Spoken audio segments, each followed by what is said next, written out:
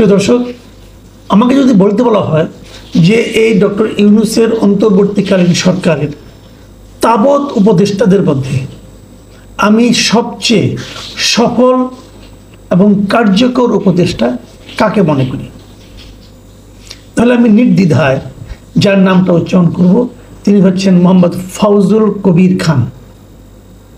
আমি এই ভদ্রলোকের নাম উচ্চারণ করব এবং আমার কাছে মনে হয়েছে যে উনি আমার বিবেচনায় সবচেয়ে সফল, এবং সেই হিসেবে ওনার সম্বন্ধে যতটুকু আমি খোঁজ খবর নিয়েছি, আমি তো সব জানবো না, পৃথিবীর কারোর পক্ষে জানা সম্ভব না। দীর্ঘদিন জানলেন একটা লোক সৎ, কিন্তু অনেক বছর পরে জানতে পারলেন তারও কিছু আকাম কোকাম ছিল, কাজে এই সব বলা সম্ভব না। কিন্তু আমি যতটুকু খোঁজ খবর জানি উনি একজন সৎ ব্যক্তি। তো এমন সফল, ওনার হাতে দেখুন সরকারের সবচেয়ে গুরুত্বপূর্ণ যে কটা মন্ত্রণালয় আছে তার মধ্যে 3টা মন্ত্রণালয় ওনার হাতে, এবং 3টাই খুবই গুরুত্বপূর্ণ মন্ত্রণালয়। সেগুলো কি কি? বিদ্যুৎ, জ্বালানি, খনিজ সম্পদ মন্ত্রণালয়, সড়ক পরিবহন ও সেতু মন্ত্রণালয়, রেলপথ মন্ত্রণালয়। এই 3টাই কিন্তু খুবই গুরুত্বপূর্ণ, এবং এই 3টা মন্ত্রণালয়ের উনি এরই মধ্যে অনেকগুলি সফল কর্মকাণ্ড উনি দেখিয়েছেন। এটা একটা পজিটিভ দিক। এখন আরেকটা ঘটনা বলি। আমি গত 2 দিন ধরে একজন ব্যক্তির এক ফেসবুক স্ট্যাটাস দেখছি, গতকালকে একটা দেখেছি, আজকে আরেকটা দেখেছি, ওই একই ব্যক্তির একই বিষয়ে, এবং এই ব্যক্তিটাও সততার বিচারে বাংলাদেশের আমলাদের মধ্যে বেশ আলোচিত। উনি খুবই সৎ এবং কর্মঠ আমলা হিসেবে পরিচিত ছিলেন, হাসিনার আমলেও ছিলেন, এবং হাসিনা সম্ভবত তার সততাকে ধারণ করতে না পেরে শেষ পর্যন্ত তাকে দীর্ঘদিন ওএসডি করে রেখেছিলেন, এবং এক পর্যায়ে তার চাকরির অবসর হয়েছিল। উনি অতিরিক্ত সচিব হিসেবে অবসর নিয়েছিলেন। ওনার নাম মিস্টার মাহবুব কবির মিলন। উনি সাংবাদিকদের কাছে খুবই সুপরিচিত ব্যক্তি ছিলেন। সাংবাদিকরা বিভিন্ন সময় ওনার কাছে যখন যেতেন উনি নানাভাবে তাদেরকে হেল্প করতেন প্রকৃত তথ্য দিয়ে। এই মাহবুব কবির মিলন গত 2 দিন ধরে একটা বিষয়ের উপর স্ট্যাটাস দিচ্ছেন। সেই বিষয়টা হলো রেল মন্ত্রণালয়ের একটা বিষয়, যে রেল মন্ত্রণালয় 3 জন ছাত্রকে রেলের বিভিন্ন কর্মকাণ্ডের জন্য কিভাবে নিয়োগ করেছে, এবং ওই 3 জন আসলে কী করছে, এবং উনি অনেক ভেতরের খবর নিয়ে এসেছেন। আমি নিজে কথা না বাড়িয়ে আমি ওনার সেই স্ট্যাটাসের কিছু কিছু অংশ আপনাদের একটু পড়ে শোনাচ্ছি। এখন আমি না পড়লেও আমিও বলতে পারতাম, আমি বলছি না এই কারণে যে এই বিষয়টা তো আমি আর কনফার্ম করতে পারিনি, আমি দায়িত্ব নিতে পারবো না, কাজে আমি ওনার উপরে চাপিয়ে দিচ্ছি। কিন্তু এটা কোনো বিষয় না, বিষয়টা হলো প্রকৃত সত্যটা উদ্ঘাটিত হওয়া দিয়ে কথা, সেটা আমি বলি আর উনিই বলুন। আমি ওনার স্ক্রিনশটটা গতকালকে যেটা দিয়েছিলেন সেইটার আমি আপনাদের কিছু পড়ে শোনাচ্ছি। উনি বলেছেন যে কথা বলেছেন সেটা হলো যে বৈষম্য বিরোধী ছাত্র আন্দোলনের 3 সক্রিয় কর্মীকে রেলকে একটি অলাভজনক ও অজনকল্যাণকর প্রতিষ্ঠানে পরিণত করার দায়িত্ব দেওয়া হয়েছিল 3 জনকে। আচ্ছা, রেলকে লাভজনক ও জনকল্যাণকর প্রতিষ্ঠানে পরিণত করার দায়িত্ব দেওয়া হয়েছে কাকে? 3 জন ছাত্রকে। এই 3 জন ছাত্র তারা যে বিশাল কোনো অভিজ্ঞ ব্যক্তি সেটা কিন্তু বলা যাবে না, তাদের অনেকেই এখনো ছাত্র, তারা ছাত্রই আছেন। এরা কে কে শুনুন, আমি বলছি আপনাদেরকে। 1 নম্বর হলো মোহাম্মদ রেজাউল ইসলাম, উনি জাতীয় বিশ্ববিদ্যালয়ের মাস্টার্স স্টুডেন্ট, পাশও করে নাই। 2 নম্বর হলো মোহাম্মদ আশিকুর রহমান, তিনি বঙ্গবন্ধু শেখ মুজিবুর রহমান মেরিটাইম বিশ্ববিদ্যালয়ের স্টুডেন্ট। আর 3 নম্বর হচ্ছে মোহাম্মদ মেহেদি হাসান বাপ্পি, তিনি ইউরোপিয়ান ইউনিভার্সিটি অফ বাংলাদেশের স্টুডেন্ট।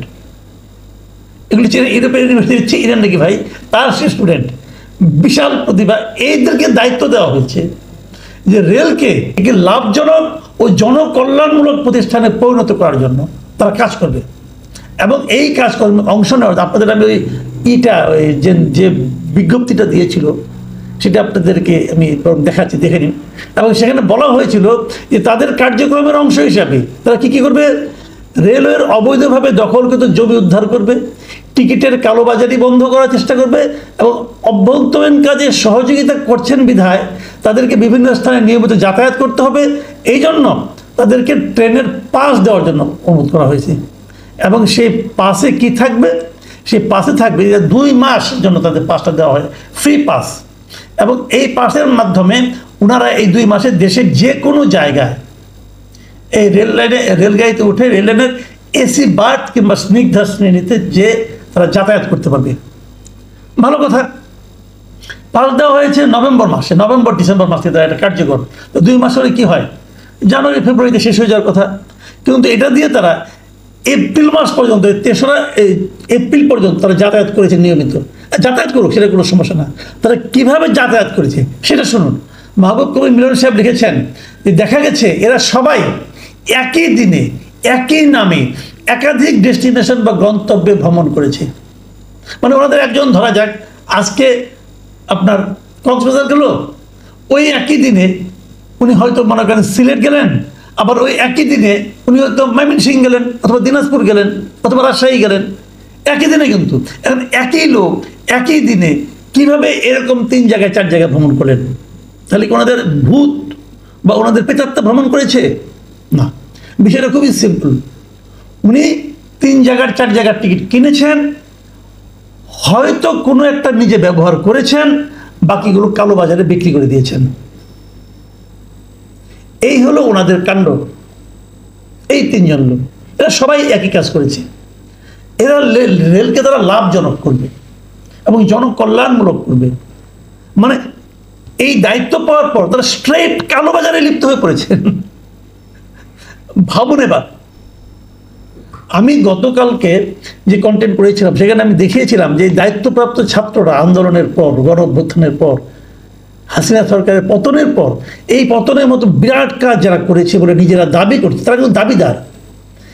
এই দাবিদাররা এখন যে সমস্ত কর্মকাণ্ড তাদের বের হয়ে আসছে, যে সমস্ত আকাম কুকাম বের হয়ে আসছে, এতে কিন্তু আমার এখন সন্দেহ হচ্ছে যে এই ধরনের আকাম কুকাম যারা করতে পারে, এরকম নিম্ন রুচির যে সমস্ত লোকজন আছে, তাদের দ্বারা আর যাই হোক গণ আন্দোলন হওয়া সম্ভব না।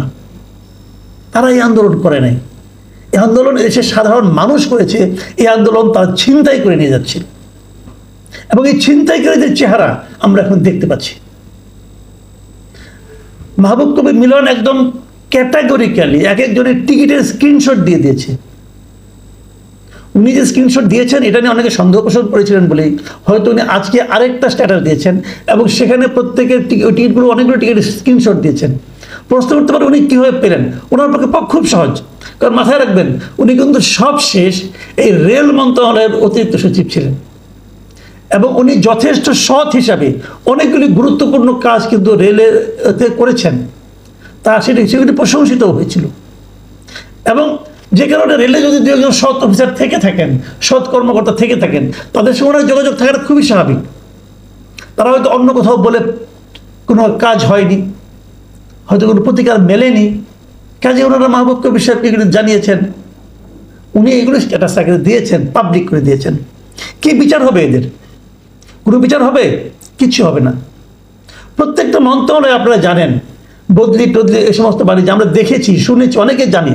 যারা ভুক্তভোগী তারা ভালোভাবে জানেন কিভাবে এই সমস্ত সমন্বয়ক নামধারীরা নাক গলিয়েছে, সংশ্লিষ্ট কর্মকর্তাদের সঙ্গে কীরকম দাপটের সঙ্গে কথা বলেছে এবং তাদের কথা শুনতে হবে, না শুনলে গালাগালি করেছে।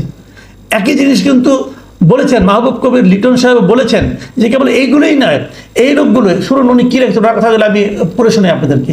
যে এরা মানে ওই 3 জন জুলাই ফাউন্ডেশনের নামে বড় বড় স্টেশনে দোকান বরাদ্দ চেয়েছে, জুলাই ফাউন্ডেশনের নামে প্রাইভেট ট্রেন পরিচালনার জন্য রেলের কাছে আবেদন করেছে এবং তারপরেও সম্প্রতি রেলের বদলি বাণিজ্যের একটি অডিও রেকর্ডও ফাঁস হয়েছে। এই হলো ওনাদের কাজকর্ম। মাহবুব কবির লিটন উনি রেল উপদেষ্টা, রেল, এনসিপি এবং জুলাই ফাউন্ডেশনের কাছে কয়েকটা প্রশ্ন করেছেন। উনি প্রশ্ন করেছেন যে এরা যেগুলি করছে এগুলি আপনারা জানেন কি না? এরা যে এতদিন ধরে এই সমস্ত টিকিট এই সমস্ত কালোবাজারি করছে আপনারা জানেন কি না? উনি আরেকটা প্রশ্ন করেছেন যে রেলের ইতিহাসে রেলের লোকজন ছাড়া বাইরের কারো নামে ফ্রি পাস ইস্যুর কোনো রেকর্ড বা নিয়ম আছে কি না? যদি না থাকে তাহলে এই ধরনের ইস্যু করার ক্ষমতা কি মন্ত্রণালয়ের আছে কিনা? উনি এই প্রশ্নটা করেছেন। আর এই সময়ে এদের কারণে যে পরিমাণ অর্থনৈতিক ক্ষতি হয়েছে, এই ক্ষতির টাকাটা কে দেবে? এটা তো অডিট হবে। অডিটে এই টাকাটা কীভাবে দেখানো হবে? খুব সিম্পল কোশ্চেন, কিন্তু এই প্রশ্নের কোনো জবাব কি আছে? আমি যে কথাটা বলে শেষ করতে চাই, আমি সবচেয়ে সফল, সবচেয়ে সৎ যে উপদেশটাকে আমি মনে করতাম, তার মন্ত্রণালয়ের একটা ছোট্ট ঘটনা এখানে উল্লেখ করলাম।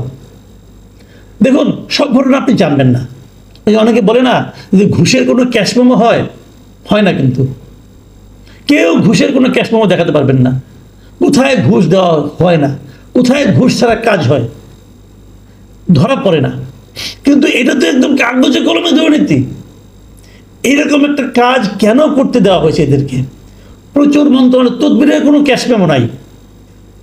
হচ্ছে নাকি মন্ত্রণালয় যারা যায় তারা তো দেখে, এবং এটাই হলো কারণ যে সাংবাদিকদের যে সচিবালয়ে ঢোকাটা খুবই রেস্ট্রিক্টেড করে দেওয়া হয়েছে এখন পর্যন্ত। সেটা মূল কারণ হলো এটা, যে তারা যখন যাবে, যে যখন এই ছাত্রদের এই দাপট দেখতে পারবে, সেটা যদি রিপোর্ট হয়ে যায়, যাতে না হয় সেই জন্য ওই সময়ে তথ্য মন্ত্রণালয়ে যে ভদ্রলোক ছিলেন তিনি একজন ছাত্র, এখন এনসিপির বড় নেতা। তার আমলে এগুলি কিন্তু সমস্ত একই রেশন কার্ড বন্ধ করে দেওয়া হয়েছিল। বাংলাদেশের ইতিহাসে যা নজিরবিহীন ছিল। মানে সবাই সিদ্ধান্ত নিয়ে, পরিকল্পনা করে এই সমস্ত আকাম কোকামগুলো বাংলাদেশে করা হয়েছে।